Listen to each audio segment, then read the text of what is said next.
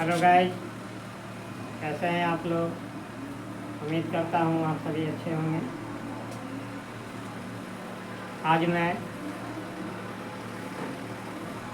आवाज़ गुणनखंड विधि से यानी प्राइम फैक्टराइजेशन मेथड के द्वारा एचसीएफ निकालना सिखा रहा हूँ। अगर आप सभी को ये वीडियो अच्छा लगेगा तो please like, comment, share and subscribe कर लीजिएगा। तो मैं आज प्राइम फैक्टराइजेशन मेथड से यानी आवाज़ गुणनखंड विधि के द्वारा महत्तम समापवर्तक कैसे ज्ञात करेंगे,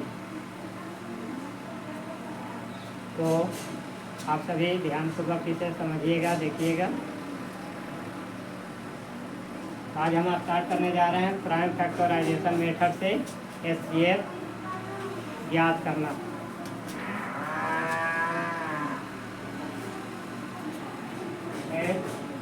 HCF by prime factorisation method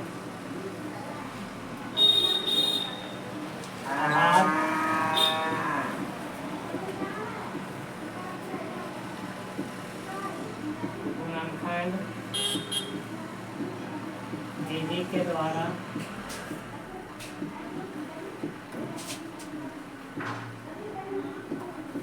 मात्रा ज्ञात करें। यानी आवाज़ गुणनखंड विधि के द्वारा महत्तम समापवर्तक निकालने के लिए 12,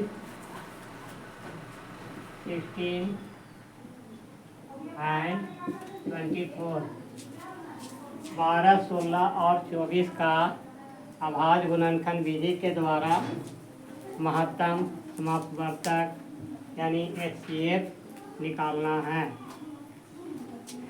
तो सबसे पहले हम क्या करेंगे, 12 का फैक्टर तोड़ेंगे, गुणनखंड तोड़ेंगे, 16 का भी फैक्टर तोड़ेंगे और 24 का भी फैक्टर्स तोड़ेंगे।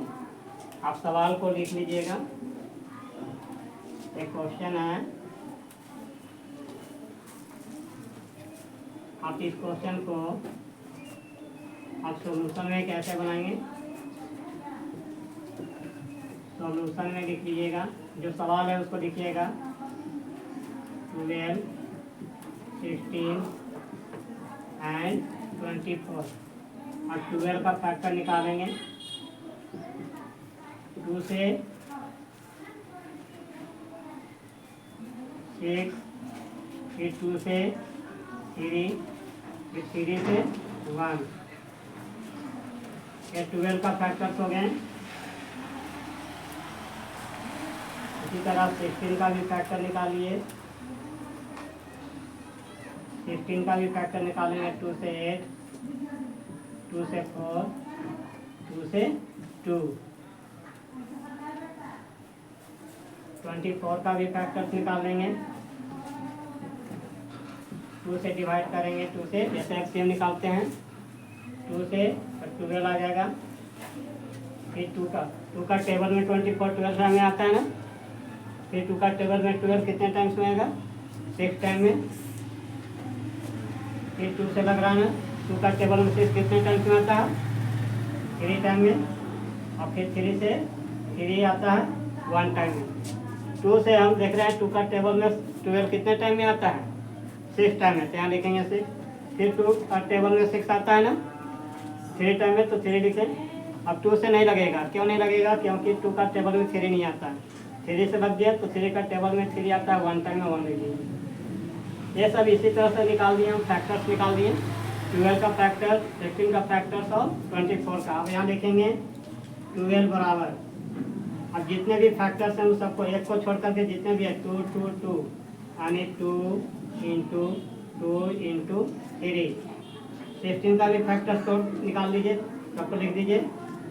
16 का फैक्टर हो गया 2 इंटू 2 इंटू 2 इंटू 2।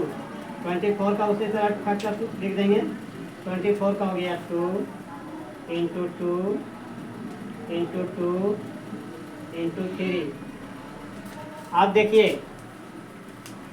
ये 3 अंकों वाली बता रहे हैं, 2 अंक वाली रहेगी तो 2 का फैक्टर लिखेंगे। अब तीनों में जो कॉमन है, जो सब मिलता है, जो डिजिट मिल रहा है, तो देखिए 12 में भी 2 है, 16 में भी 2 है, 24 में भी 2 है।